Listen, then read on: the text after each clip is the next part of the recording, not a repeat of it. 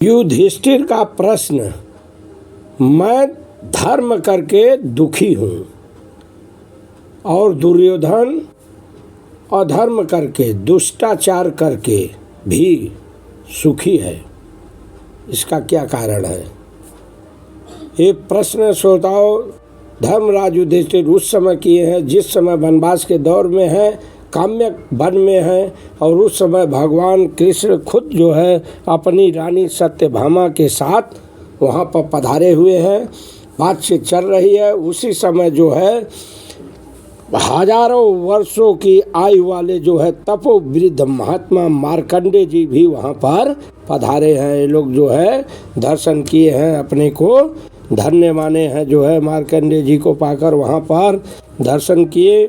और जो है मार्कंडे जी से जो है यही प्रश्न श्रोताओं युधिष्ठिर कर बैठे कि बताइए जो है मैं इतना दुखी क्यों हूँ, सुख से क्यों मैं वंचित हूँ, जबकि मैं धर्मात्मा धर्म कर रहा हूँ, धर्म में हूँ, और दुर्योधन जो है अधर्म में लगा हुआ है, दुष्टाचार में लगा हुआ है, फिर भी जो है वो सर्वथा जो है ऐश्वर्यशाली है, सुख ही सुख उसे प्राप्त है। तो प्रभु बताइए आप लोग जो है इसका क्या कारण हो सकता है, क्या कारण है? आखिर जो है मनुष्य को सुख अथवा दुख मिलने में क्या कारण होता है, क्या कारण है सुख अथवा दुख मिलने में? मुझे आप लोग इसका उत्तर दे दीजिए। तो श्रोताओं जो है बहुत ही दिव्य प्रश्न है, जो है बहुत ज्ञानवर्धक है, जो है इसको आप लोग भी जो है ग्रहण कीजिए। ये हमारे समाज की भी बात है, जो है समाज में भी ऐसा प्रश्न उठता है। लोग कहते हैं, अरे लोग तो कहते हैं क्या धर्म में लगे हो, क्या जो है धर्म का कार्य कर रहे हो, और सब दिन देखते हैं परेशान ही रहते हो, और जो अधर्म कर रहा है वो देख रहे हैं बड़े सुख से है, बड़े ठाट बाट से है, वो ऐश्वर्यशाली है, तो ऐसे धर्म करने की क्या आवश्यकता है? ऐसा जो है समाज में भी हमारे प्रश्न करते हैं, लोग कर बैठते हैं कभी कभी। तो बहुत दिव्य प्रश्न है श्रोताओं, आइए जानिए। जो है मार्कंडे जी से कहे हैं, मार्कंडे जी कहे हे युधिष्ठिर सुनो जो है। तो मार्कंडे जी श्रोताओं जो है इसका कारण जो है सर्वप्रथम बहुत लंबा बताए हैं। प्रजापति ब्रह्मा जी उत्पन्न हुए जो है वहाँ से शुरू किए, जो है सतयुग से वो जो है शुरू किए हैं, त्रेता द्वापर और कलयुग तक जो है ले आए हैं। सारी बातें जो है कह के जो है अंत में जो है वो बताए हैं। मार्कंडे जी जो है युधिष्ठिर को कहे हैं, हे धर्मराज युधिष्ठिर, यमराज के नियत किए हुए पाप पूर्ण कर्मों के फल का उपभोग करने वाला जीव प्राप्त हुए सुख दुख को दूर करने में समर्थ नहीं है। इसका कारण मैं तुम्हें बताता हूँ। कोई प्राणी इस लोक में सुख पाता है। हे धर्मराज युधिष्ठिर ध्यान दीजिए, नोट करिए। बहुत से लोगों को आपने देखा होगा, जैसे आप अपनी ही बात कर रहे हैं, अपने आप को देखिए। जो है यहाँ पर कोई प्राणी इस लोक में सुख पाता है और परलोक में दुख। किसी को परलोक में सुख मिलता है और इस लोक में दुख मिलता है। दूसरा प्रश्न आप अपने पर उतार लीजिए। किसी को परलोक में सुख मिलता है और इस लोक में दुख। आप ही तो हैं, बता रहे हैं, प्रश्न कर रहे हैं कि मैं दुखी, मैं धार्मिक, फिर भी मैं दुखी क्यों? तो दूसरा प्रश्न हुआ। तीसरा जानिए जो है, किसी को दोनों ही लोकों में सुख मिलता है। ये तीसरा प्रश्न है। चौथा देख लीजिए जो है, किसी को दोनों में ही सुख उठाना पड़ता है। किसी को दोनों में दुख उठाना पड़ता है। ये चौथा है। तो आखिर इसका क्या कारण है?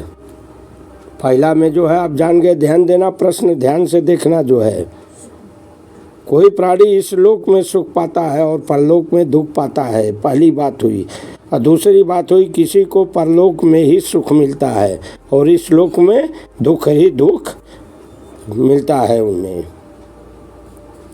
और किसी को जो है दोनों ही लोकों में सुख मिलता है। ये तीसरी बात हुई। और चौथी बात जो है जान लीजिए, जो है किसी को दोनों ही में क्या मिल जाता है, दुख ही दुख रहता है। दोनों में सुख और किसी को दोनों में दुख। तो इसका कारण है जो है, ये जान लीजिए, जो है जिनके पास बहुत धन होता है वे अपने शरीर को ही हर तरह से सजा कर रखते हैं, इंद्रियों का पालन पोषण करते रहते हैं, हमेशा उसी में लगे रहते हैं। आप देख सकते हो संसार में सब चल रहे हैं सज धज कर, नित्य हुए आनंद में मस्त रहते हैं, भोगते रहते हैं, इंद्रियों का पोषण करते हैं, शरीर का पालन पोषण करते हैं। अपने देह के सुख में वे हमेशा आसक्त रहते हैं। ऐसे लोग हैं तो उन मनुष्यों को केवल इस लोक में सुख मिलता है, अर्थात दुर्योधन को मिल रहा है उसको सुख। ऐसा करने वाले भी हैं, आप देख रहे हैं, सुख है, सुख मिल रहा है। परलोक में तो उनके लिए सुख का नाम भी नहीं है। ध्यान देना, ऐसे लोग हैं जिनको आप देख रहे हैं, सुख की इच्छा आप कर रहे हैं और संसार में देख रहे हैं जो लोग हैं जो है पालन पोषण में लगे हुए हैं, धन दौलत को लेकर जो है इंद्रियों के तृप्ति में लगे हुए हैं, जो है शरीर को सजाए हैं, बहुत धन है, इसी में वो जो है परेशान है। लेकिन उनको तो इस लोक में सुख है, लेकिन परलोक में जो है सुख का नामो निशान नहीं है। वहाँ पर तो उनको दुख ही दुख। दूसरा देख लीजिए, जो लोग इस लोक में योग साधना करते हैं, जस्ट लाइक आप, जैसे आप हैं, कठिन तपस्या में लगे हैं, स्वाध्याय में तत्पर हैं, धार्मिक हैं, जितेंद्रिय हैं और अहिंसा परायण होकर अपने शरीर को दुर्बल कर रहे हैं, उनके लिए इस लोक में सुख नहीं है। जैसा कि आपने प्रश्न किया, मैं धार्मिक, मैं दुखी क्यों? दुर्योधन अधार्मिक व सुखी क्यों? तो ये हुई आपकी बात। आप योग साधना में, कठिन तपस्या में, स्वाध्याय में, जितेंद्रिय, अहिंसा प्राण, शरीर को दुर्बल कर रहे हैं, इसलिए जो है इस लोक में सुख नहीं है। ऐसा अगर जो कर रहा है तो ये मानकर चलिए कि उनके लिए सुख यहाँ पर नहीं है इस समय। उनको सुख कहाँ मिलेगा? इसका परलोक में मिलेगा। परलोक में वे इस सुख का लाभ उठाएंगे, लेकिन ध्यान देना, इस समय उनको दुख ही दुख रहेगा। यद्यपि वे कर का रहे हैं, योग साधना, कठिन तपस्या, स्वाध्याय, जितेंद्रिय, अहिंसा प्राण, धार्मिक है, फिर भी उन्हें इस श्लोक में सुख नहीं है। तीसरा चलिए देखिए, जो है धर्मराज युधिष्ठिर, जो पहले धर्म का आचरण करते हैं और धर्म पूर्वक ही धन का उपार्जन करके समय पर जो है विवाह वगैरह भी कर लेते हैं और उसके साथ जो है यज्ञ वगैरह जो है करते हैं, धन का जो है सदुपयोग करते हैं, धार्मिक होकर धर्म पर का जो है उपार्जन करें और उस धन का सदुपयोग करें, उनके लिए जो है लोक और परलोक दोनों में सुख होता है। देखिए तीसरी बातें हुई, जो है धर्म का आचरण कर रहे हैं, धर्म पूर्वक हैं, धर्म का उपार्जन करके समय पर विवाह भी किए, जो है यज्ञ वगैरह भी कर रहे हैं, धन का सदुपयोग हो रहा है हर तरह से। तो ऐसे लोगों के लिए जो है यह लोक और परलोक दोनों में ही सुख है। लेकिन ध्यान देना धर्मराज, चौथा बात है, जो दुख, ध्यान देना, चौथी बातें, बहुत से ऐसे मूर्ख हैं, जो मूर्ख मनुष्य विद्या, तप, दान, ये सब के लिए जो है कोई प्रयास हो नहीं करता, जो है इसमें उसका मन नहीं लगता। ये सब न विद्या तपो न दानम, विद्या हो चाहे तप हो चाहे दान हो, इनको जो है इसकी आवश्यकता नहीं है, ना ही इसका वो प्रयास कर रहे हैं। कर क्या रहे हैं? केवल विषय सुख में आनंद ले रहे हैं, कोशिश भी कर रहे हैं विषय वासना में लगे रहें और उसी सुख में जो है डूबे रहें, और उसी के लिए जो है वो रात दिन जो है कोशिश करते हैं। अरे यहाँ तक कि अगर रात न हो तो वो सोए भी न, इतना जो है प्रयत्न करते हैं। क्यों? विषय सुख के लिए, विद्या तप दान के लिए नहीं।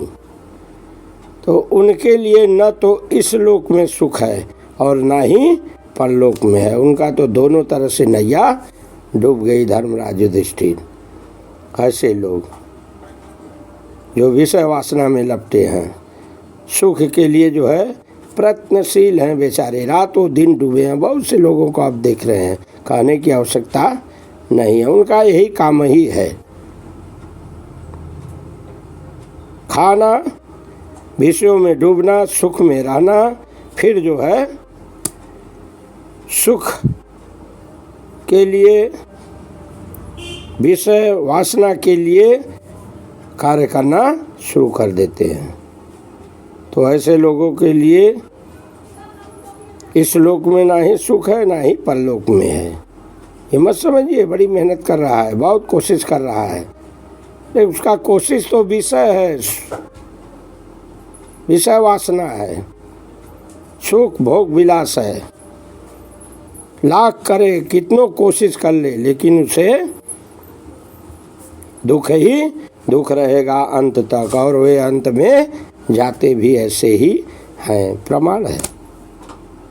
इसलिए हे राजा युधिष्ठिर, तुम जो है चिंता मत करियो, तुम तो सब लोग जो है बड़े पराक्रमी और सत्यवादी हो। अरे आप लोग तो देवताओं के कार्य की सिद्धि के लिए जो है यहाँ पर आप लोगों का प्रादुर्भाव हुआ है। तुम तपस्या, दम, सदाचार में सदा ही तत्पर रहने वाले हो, शूरवीर हो तुम तो। अरे इस संसार में तुम तो बड़े बड़े महत्वपूर्ण कार्य किए, जो है देवता ऋषियों सबको जो है संतुष्ट करोगे, जो है और भी बड़े बड़े कार्य करोगे भी आने वाले समय में, और लेकिन अंत में जो है उत्तम लोक को भी जाओगे। ये क्यों नहीं ध्यान देते आप? क्यों आप चिंता कर रहे हैं कि मैं जो है धार्मिक अच्छा कार्य में लगा हूँ फिर भी परेशान, अर्थात सुख नहीं? क्यों विषय वासना सुख की बात कर रहे हैं? किस सुख की आप बात कर रहे हो? आपका तो मार्ग प्रशस्त है, अंत में आपको उत्तम लोक मिल रहा है, आपका मार्ग तो उत्तम लोक को जा रहा है। इसलिए हे धर्मराज युधिष्ठिर, तुम जो है वर्तमान कष्ट को देखकर मन में किसी प्रकार की शंका करो ही मत,